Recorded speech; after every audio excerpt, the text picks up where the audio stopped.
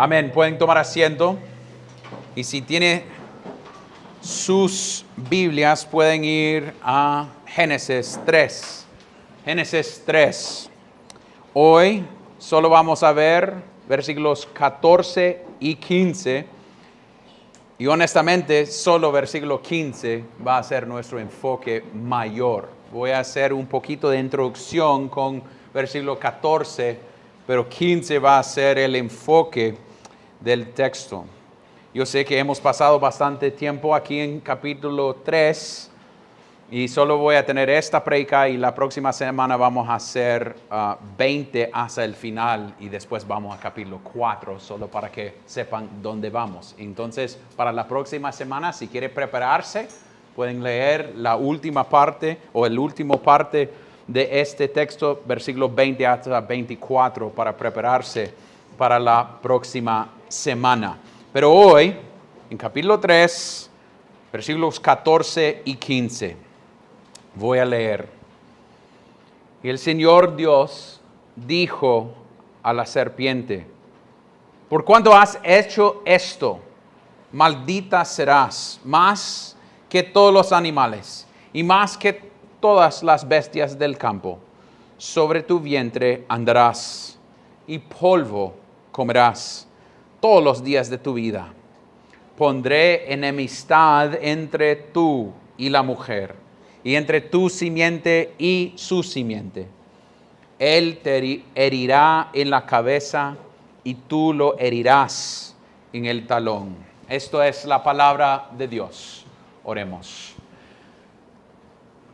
Santo Dios, nosotros sabemos que tú eres un Dios que cumple tus promesas. Hoy, oh Dios, estamos viendo un texto que nos apunta a promesas. En esta parte de las Escrituras podemos ver la primera vez que podemos escuchar las buenas nuevas. Oh Dios, ayúdanos durante este tiempo ver tu gracia con nosotros. Que cada uno de nosotros que está sentado aquí, estamos acá por tu gracia. Que nosotros podemos ver que ponernos bajo la palabra de Dios es una cosa que nos instruye a quién tú eres, oh Dios. Ayúdanos a ver más de ti, entender más de ti, entender más de Cristo, entender más del Espíritu Santo, entender más de nuestra necesidad de ti y entender que tú eres soberano sobre todo, oh Dios. Y nosotros, tu creación, llegamos delante de ti pidiendo estas cosas para que tú recibes toda la gloria en nosotros. Y oremos eso en el nombre de Cristo. Amén y amén. No sé si han visto algunas películas o han leído algunos libros y cuando está leyendo o viendo al inicio del libro o película hay una pista que a veces ni lo fijamos al inicio, que nosotros vamos a ver o entender más al final del libro o la película. Había una película que se llama ¿cuál era? Sixth Sense. El sexto sentido, que era de un hombre que vivió y estaba viendo gente que habían muerto. Mire, yo voy a destruir esta película si no lo han visto, pero es de 25 años de viejo, entonces ya ha pasado su chance para ver la película y yo voy a destruir lo que sucedió. Pero la idea es, este hombre está viviendo y está viendo gente que habían muerto. Y él quiere entender por qué está sucediendo así. Y al final de la película, usted encuentra que el hombre está muerto también. Y eso es porque él puede ver otros muertos. Pero es hasta el final que usted entiende. Y en este texto, en versículo 15, tenemos una pista de todo lo que Dios va a hacer desde este punto y adelante. Lo que Él va a hacer es abrir esta promesa con Abraham, esta promesa con Noé, esta promesa con Isaac y Jacob y con David y con Jesús. Es una pista de lo que viene y nosotros a este lado de la cruz podemos ver atrás y decir, ahí está. Eso es porque históricamente este texto ha sido llamado el protoevangelio. ¿Qué significa protoevangelio? Evangelio es, ¿qué? Buenas noticias, las buenas nuevas. Y proto significa, ¿qué? Primero. Entonces, estos son los primeros anuncios de Cristo. Tenemos el evangelio aquí en este texto. Es interesante que esto es el inicio de las consecuencias de los pecados. Hemos hablado de lo que sucedió con la mujer, lo que sucedió con el hombre, pero aquí tenemos lo que sucedió con la serpiente. Y lo que veamos es, Cristo no tiene una plática con el diablo. Con Adán y Eva, él preguntó ciertas cosas, ¿va? Tenía algunas preguntas para ellos. Pero cuando llegue a este punto, no hay una plática. Eso fue donde Eva falló, en escuchar a la serpiente. Dios entra y dice, no, yo voy a hablar a ti. Y ustedes notan, la serpiente no responde a Dios. Dios solo habla al serpiente. Y mire lo que él dice. Y el Señor Dios dijo a la serpiente, por cuanto has hecho esto, maldita serás más que todos los animales y más que todas las bestias del campo. Sobre tu vientre andarás y polvo comerás todos los días de tu vida. Lo que podemos hacer en ver serpientes, para serles honestos, yo no soy alguien que le gusta bastante las serpientes. Estoy bien feliz con tener vidrio entre yo y las serpientes. Aun si sea 2 vidrios entre yo y las serpientes, mejor. Pero las serpientes deben causarnos esos recuerdos de Edén. Cada vez que vas a Pikachu y ellos tienen esa casa de serpientes, que a veces parece no bien cuidada, y eso es porque me da miedo que uno de esas serpientes va a salir de allá. Pero debe darnos esa sensación de recordar la caída. Porque dice aquí que va a estar sobre su vientre por todo este tiempo. Entonces podemos imaginar que este animal en un punto de la creación caminaba recta, podemos decir. Que es peor aún pensando en las serpientes. Pero la idea es, Cristo, Dios está hablando con él y está diciendo, por lo que él ha hecho, maldita será. Es interesante que los hombres nunca, hasta capítulo 4, vamos a escuchar que los hombres son malditos. El primer hombre que está llamado maldito es ¿quién? Pero Caín, cuando él caiga en matar a su hermano. Dice en versículo 11 de capítulo 4, dice, ahora pues, maldito eres de la tierra, que ha abierto su boca para recibir de tu mano la sangre de tu hermano. Pero en este punto es la tierra y serpiente que son malditos. Entonces podemos ver la consecuencia del pecado y lo que va a suceder. Y esta maldición va a causar problemas para el hombre por toda su historia. Y eso es donde debemos entrar a versículo 15 y ver lo que sucedió.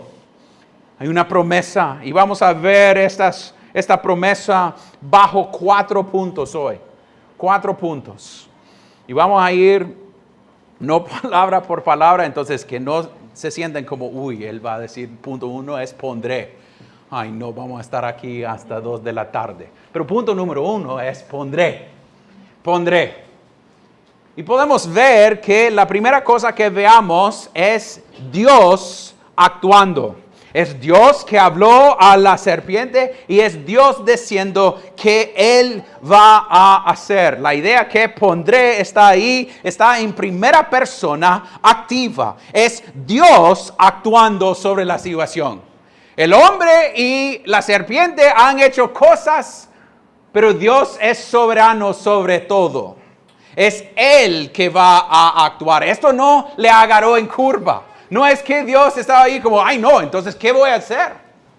No, Él está diciendo, yo activamente voy a poner separación entre los 2 simientes. Y es iniciativa divina. Es Él haciéndolo. Dios no es un Dios que inició un reloj cuando creó el mundo y se queda ahí con sus manos viendo lo que sucede. No, Dios es un Dios activamente funcionando sobre su creación. Entonces es Él, Dios, siendo soberano sobre la situación. Nunca debemos pensar que Dios es inactivo en esta guerra entre los dos simientes. Él está siempre trabajando por su propia gloria, cumpliendo sus promesas.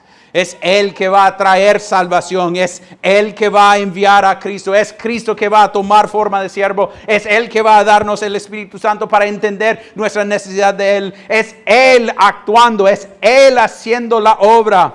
Y Él está comprometiéndose, dándonos una promesa que vamos a encontrar dos simientes. Es algo que no debemos olvidar ni pasar por encima tan rápido. Pondré. ¿Quién está haciendo la acción? Dios.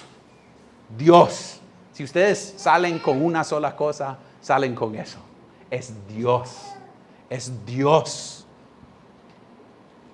Pero ¿qué va a hacer? Imponer o separar estas cosas. Él dice, punto número 2, pondré ¿qué? Enemistad. Punto número 2. Uno era pondré, segundo es enemistad. Lo que Él va a poner entre estos dos simientes es enojo. Lo que Él está haciendo es que van a tener distintas maneras de ver las cosas, ver el mundo. Va a tener contra uno al otro cosas. Va a ser una guerra entre los dos simientes. Y nosotros podemos ver esto en toda la Biblia. Podemos ver en capítulo 4 de Caín y Abel. ¿Qué sucede? Dos simientes. Uno matando al otro. Uno tratando de vivir en una manera santa y el otro con odio matando a su hermano. Vamos a ver a gente tratando de destruir la línea de la promesa y podemos ver dos simientes. Podemos ver que es uno que viene del serpiente y uno que viene de la mujer. Y el resultado es que hay una guerra, hay un odio entre los dos simientes. Entonces debemos decir que lo que Él está poniendo entre ellos en esta enemistad es un deseo, porque el diablo y su simiente va en contra de ¿quién? Dios. Va en contra de Dios. Todo lo que quiere es destruir a Dios. No quieren que cosas sean santas. No quieren que gente viva por la gloria de Dios. Entonces va en contra. Y el otro va por Dios. Entonces tenemos una guerra. Entonces hay un odio entre los dos. Y lo que Él está haciendo es un simiente. Yo quiero que sea santo. Que sea santo como yo soy santo. Es una salvación. Esta enemistad va a mostrarnos que ser salvo significa que no somos de la línea de Satanás. Somos de la línea de la mujer, de la promesa. Hay enemistad y tenemos que preguntarnos a nosotros mismos. La muestra si somos de una línea o otra es si odiamos nuestros pecados. La idea es que no debemos dar espacio para nuestros pecados. Hay una enemistad de Dios contra la línea del diablo, porque va en contra de quién es Él. Entonces, si nosotros amamos nuestros pecados, ¿qué estamos confesando? Que no somos de la línea de la promesa. Que nosotros amamos más a lo que nosotros queremos tener, enchiñar a nuestros pecados. Nosotros debemos confesar que salvación no solamente significa viviendo para siempre, no solamente significa yendo al cielo, no solamente significa que no vamos a ir al infierno, no significa que vamos a odiar el pecado. ¿Odian sus pecados? ¿Odian mis pecados? ¿Queremos matar, mortificar, que es matar nuestros pecados? o queremos dar espacio para nuestros pecados. Es lo que sucedió con Eva y Adán. No querían odiar su pecado, su deseo para ser como Dios, y cayeron. No había odio para algo que se fue en contra de Dios. ¿Dónde estamos hoy por la mañana, familia? Nosotros estamos viviendo abiertamente en pecado. Voy a poner más aplicación al final acerca de esta idea. Pero guardando o chineando pecado, haciendo excusa por nuestros pecados. O vamos a odiar nuestro pecado porque Dios está poniendo enemistad entre las dos cosas. Pero si punto 1 es pondré, punto 2 es enemistad, punto 3, debemos preguntar, pero ¿quién está involucrado en este proceso? Y podemos verlo en el texto. Dice, pondré enemistad entre ¿quién? Tú, la serpiente, y la mujer, entre tu simiente y su simiente. Entonces hay dos líneas, hay dos simientes. Punto 3 es acerca de quién está involucrado en este proceso. Es las dos líneas que podemos ver en este texto. Que esta mujer va a tener un simiente que va a ser físicamente de ella. Que va a venir de la línea. Eso es porque cuando leemos Crónicas y luchamos para leer todos esos capítulos de nombres, es una manera de mostrar que Dios está trayendo una línea de la promesa físicamente. Eso es porque Mateo, capítulo 1, ¿cómo inicia? Con una genealogía de Cristo, mostrando que físicamente alguien va a venir de la promesa. Pero debe causarnos esa pregunta. Pero podemos hablar de Cristo siendo físicamente alguien que nació. Podíamos verlo y tocarlo si estábamos vivos en ese tiempo. Pero de la línea o la simiente del diablo, ¿qué debemos decir? Porque el diablo no puede reproducir. El diablo es un ángel que se cayó. Entonces, no es que él está teniendo mini diablos, ¿va? Ni, si pensamos que es serpiente, ni es que está teniendo más serpientes. Entonces, ¿qué tiene que ver eso en esta idea? Lo que él está tratando de decir es, hay una línea que va en contra de la línea de Dios. Eso es los que sirven o quieren servir al diablo como su padre. Recuerden cuando llegue a hablar con los fariseos, Cristo está hablando con ellos. ¿Y qué dice él acerca de ellos? Que ellos tienen el diablo como su padre. También dice que son como un grupo de víboras. ¿Qué? ¿Mande? Camada de víboras. Víboras, ahí está la palabra. Entonces la idea es, son ellos que sirven al diablo. Ellos que han sido decepcionados por el diablo, que quieren quedarse en su pecado, que no quieren arrepentirse, que quieren justificarse por la ley. Es interesante que él dice que los fariseos, ellos que seguían la ley tan literal, que eran hijos del diablo. A veces eso significa que eso puede ser nosotros aquí sentaditos, acá. Guardamos la ley buenísima, en una manera buenísima, pero no conocemos nada de Cristo. Que no conocemos nada de Cristo porque pensamos que podemos ser justificados por nuestras acciones, en vez de ser justificados solo por Cristo. Y en cambio, él habla en la misma manera acerca de los creyentes, que son los que tienen Dios para su Padre. Entonces, las dos líneas están aquí en este texto, principalmente enseñándonos que va a tener una guerra, va a tener enemistad entre dos líneas, y no debe sorprendernos, porque inicia y termina con esto. Si quieren ir a Apocalipsis, capítulo 12, Apocalipsis, capítulo 12. No voy a leer todo este texto, yo sé que Hay varias cosas que podemos discutir de este texto. Pero una de las cosas que podemos ver en Apocalipsis 12, versículo 17, en estas visiones que tenemos, voy a leer 16 y 17. Y dice: pero la tierra ayudó a la mujer, y la tierra abrió su boca y tragó el río que el dragón había arrojado de su boca. Entonces el dragón se enfureció contra la mujer y salió para hacer guerra contra el resto de la descendencia de ella, los que guardan los mandamientos de Dios y tienen el testimonio de Jesús. Entonces debemos decir que del inicio hasta el fin, el diablo está activo tratando de destruir la línea de la mujer. Y es a través de destruir su descendencia.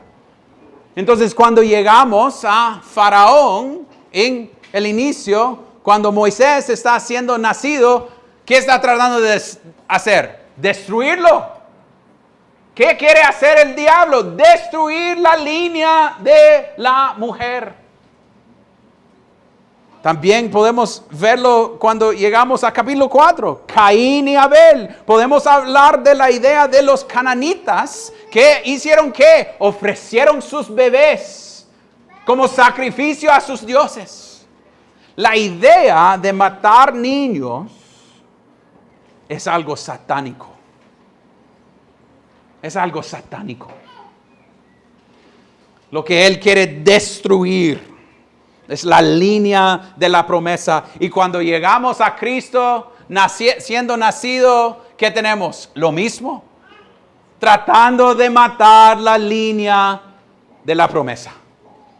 Hay una guerra activa en este mundo. Entonces lo que podemos ver en este texto es, hay algo que ha sido que Dios va a poner enemistad entre estas dos líneas. Entonces, punto 1 pondré, punto 2, enemistad, punto 3, ¿quién está involucrado? Pero ¿cuál es el número 4? Y punto 4 es, ¿cuál es el resultado? ¿A dónde vamos? ¿Qué va a suceder?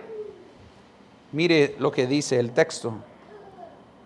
Dice en versículo 15 al final: Él te herirá en la cabeza y tú lo herirás en el talón. Lo que tenemos es lo que va a suceder al mismo tiempo. Que Él va a aplastar al serpiente al mismo tiempo que la serpiente trata de poner sus colmillos en su talón. Es instantáneo, no es algo que es dos eventos, es un solo evento. ¿Y cuál es? Pero es la cruz. Es interesante que aquí podemos ver a alguien siendo introducido. Miren, el texto dice, Él te herirá. ¿Quién es Él? ¿Quién es Él? Está en la primera persona singular o tercera persona singular. Tercera persona singular, entonces está hablando de alguien, físicamente de alguien. ¿Y de quién está hablando en este texto? Está hablando de Jesucristo. Ya podemos ver Cristo, la promesa de Cristo. Él en este texto es la promesa de uno que va a venir y destruir a este hombre o este diablo antiguo. Y va a hacerlo a través de dolor. Mire, aquí en el texto dice, Él te herirá en la cabeza y tú lo herirás en el talón. Si nosotros tuviéramos algunas serpientes aquí afuera, nadie quisiera caminar sin zapatos ahí afuera. Nos da un poco de temor, especialmente si son venenosas. Entonces, en el sentido que está hablando aquí, está mostrándonos que esto va a suceder a través de dolor. Este va a costar algo. Esto va a causar que Él va a encontrar sufrimiento. Eso es a donde podemos sacar la idea de Cristo en Getsemaní diciendo que si hay otra manera. No quiero aplastar a esta cosa porque va a darme dolor. Esto duele. En ciertos sentidos es decir, ok, aquí voy. Y en ciertos sentidos también serpientes. Normalmente yo sigo a alguien en Instagram que le encanta serpientes y a veces veo que ellos hablan que los serpientes no quieren morderte. Es a veces que usted los asustan y piensan que va a matarlos y ¿qué hacen? Responden. Pero aquí tenemos Cristo llegando para hacer ¿qué? Para matarlo. Entonces Él va a hacer todo lo que puede para hacer daño a este Cristo. Pero en ciertos sentidos podemos decir que, como un pastor dijo, Satanás está casi en doblemente. ¿Por qué? Satanás no quiere que el Cristo vaya a la cruz. Porque Cristo yendo a la cruz significa ¿qué? Su fin. Pero quiere mostrar que Cristo murió. Entonces está en esta situación como va a perder. Es bueno saber que esta promesa nos dice lo que va a suceder. No hay chance que el diablo gane. No hay chance. Pero podemos verlo que él casi está tratando de convencer a Cristo no ir a la cruz. Recuerde cuando está en el desierto. Él tratando de decir, no, haga que los ángeles te salva. Haga comida para ti mismo. Yo puedo darle millones de gente para reinar sobre ellos. Pero también podemos hablar de cuando Cristo estaba hablando de su muerte con Pedro y los apóstoles. ¿Qué dice Pedro? No va a ir a la cruz. No va a morir Cristo. ¿Y qué dice Cristo a Pedro? Apártese de mí, ¿quién? Satanás. Es decir, yo tengo una meta y es ir a la cruz, es morir, es aplastar a este serpiente antigua y mostrar mi poder sobre él.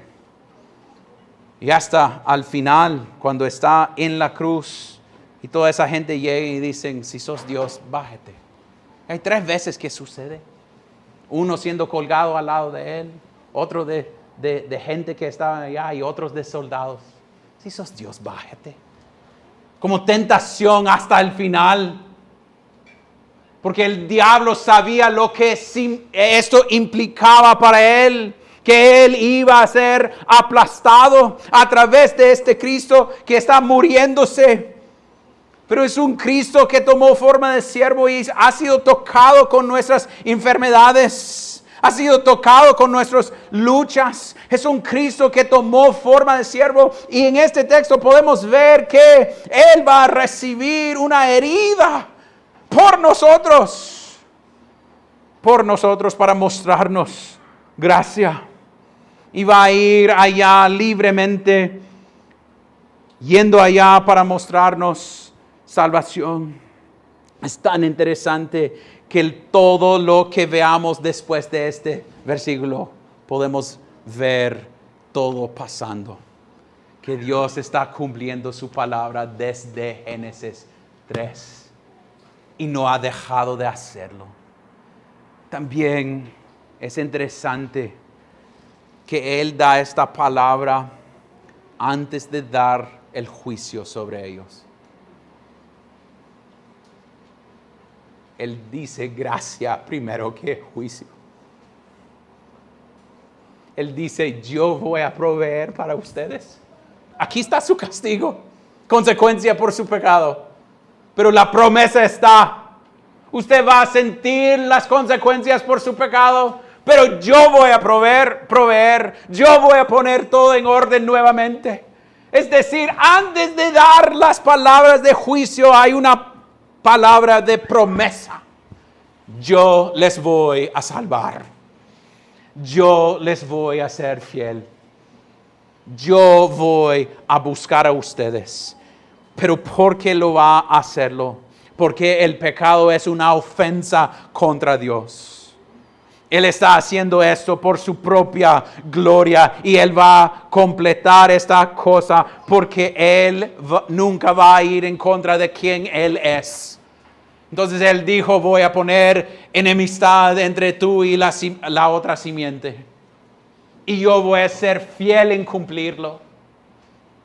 ¿Y qué voy a hacer? Enviar mi propio hijo para morir para ti. Eso es como es una pista de todo lo que viene. Que hay esperanza en este Cristo. Hay esperanza en lo que Él va a hacer. Hay esperanza en la realidad que tenemos un Dios que cumple sus promesas. Es Él activamente tomando la carga. Aquí estamos viendo el corazón del Dios Trino. Lo que sucedió en eternidad pasado, ellos diciendo que Cristo iba a tomar forma de siervo y salvar a los hombres. Podemos ser vistos acá. Miren lo que voy a hacer para salvarles. No es algo tan fácil. Pero desde el inicio yo voy a tomarlo sobre mí. El yugo va a ser mi yugo. Sus consecuencias van a ser mis consecuencias. Lo que tú mereces de ira va a ser lo que yo recibo por ti. Yo voy a sentirme abandonado, como ustedes y yo debemos sentirnos. Pero por Cristo podemos decir, Abba Padre, y llegar delante de Él. Porque el Cristo mostró su gloria. Entonces, eso es la implicación de este texto, que debemos ver a Cristo. Pero también hay una aplicación que podemos ver, que debemos seguir a Cristo. Eso es lo que me gusta de Calvino. Cuando habla de este texto, Calvino dice que en seguir a Cristo nos ha dado la habilidad para dar heridas a Satanás en obedecer a Dios. Interesante, ¿va? Porque estamos yendo en contra de quién es Satanás. Entonces nos lleva a querer santidad y odiar nuestros pecados y matar esos pequeños serpientes que todavía están en nuestra vida. Eso es lo que dice Pablo cuando dice que él todavía está luchando con su carne, ¿va? Luchando con mi carne todavía. Nosotros, si estamos siendo honestos, todavía estamos luchando con nuestra carne. Entonces en Él, en decir que somos creyentes, debemos ser gente que odian el pecado. Que no solo debemos decir que somos pecadores, pero que debemos estar listos para matar a serpientes o pequeños serpientes en nuestras vidas. Las cosas que van en contra de quién es Dios. Y no ser tan como como sensitivo, sensible, ahí está la palabra, sensible. Entonces, la idea es que gente nos habla de nuestros pecados y no lo toman como, ¿quién sos vos para hablarme así? No. Por amor vamos a hablar la verdad, vamos a ver la necesidad de cambio en nuestras vidas. Alguien vea en mí amargura contra hermano o contra cosas en el pasado que dicen, parece amargura ya. Que sigue hablando de esa herida del pasado. Perdónale, hermano. Déjelo atrás. Pero a veces queremos, no. ¿Quién sos vos? No. O si hay falta de amor para Cristo o otros. Si hay enojo en mi corazón, si hay lujuria en mi corazón, si hay falta de contentimiento, si hay cosas que quiero indulgerme o la idea de tener indulgencias en mi vida como comida, bebida, entretenimiento, mi orgullo. Es decir que esas cosas todavía están en mi vida y quiero matarlos y seguir en honrar a mi Dios. En vista de lo que Él ha hecho por nosotros, queremos ver esas cosas matadas en nuestras vidas. Y debemos estar matando esas cosas en nuestras vidas. No pasivamente, como así pensando que va a suceder como magia. Pero activamente diciendo, hay pecado acá. Hay pecado acá, Aarón. Y cuando mi esposa me dice, cuando mis niños me muestran, cuando mis hermanos en la fe, o no creyentes a veces muestran que yo tengo pecado, que lo confiese. Que lo confiese. Y dice, pero Aarón, esto es parte de mi personalidad. Si es pecado, no es parte de su personalidad. No da excusa por su pecado. Mátalo. Porque Dios nos ha llamado para ser santo como Él es santo. Y eso es donde nosotros queremos conocer más de este Dios siendo aplastado.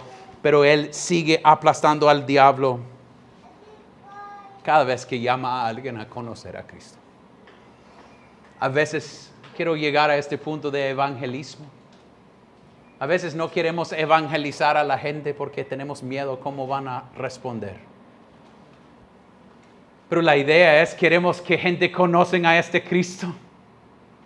Entonces debemos hablar de este Cristo y aplastar al diablo en evangelizar a la gente, anunciar las buenas nuevas.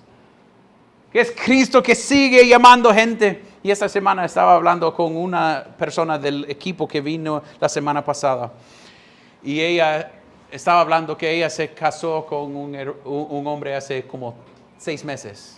Y yo le dije, ¿cómo lo conoció? Él estaba en una iglesia en Savannah, Georgia y todo eso. Y él, ¿cómo conoció a Cristo? Y ella dijo, ¿usted conoce a Evan Gear? Sí, es un pastor en esa iglesia, es un amigo mío. Ella dijo, él estaba en un parquecito y vio a mi esposo y se fue a hablarlo y dijo, ¿conoce a Cristo? Ahí directo. Y él dijo, no, ¿pero por qué? Y sobre 6 meses, en un proceso Dios lo salvó. Y ahora está casado con una persona que es creyente y toda la historia de esa familia ha cambiado.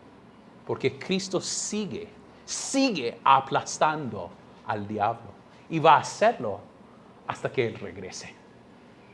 Entonces, familia, eso debe causarnos a ir afuera con confianza. Que Cristo ha mostrado a la medida que Él va a ir para mostrar que Él va a destruir, aplastar a esta serpiente vieja para su gloria y para cumplir su promesa. Y eso es porque no debemos tener confianza en nosotros y lo que nosotros podemos decir, pero ver a un Dios que es soberano sobre todo y va a cumplir su palabra para su propia gloria y para nuestro bien. Padre Celestial, qué bueno es saber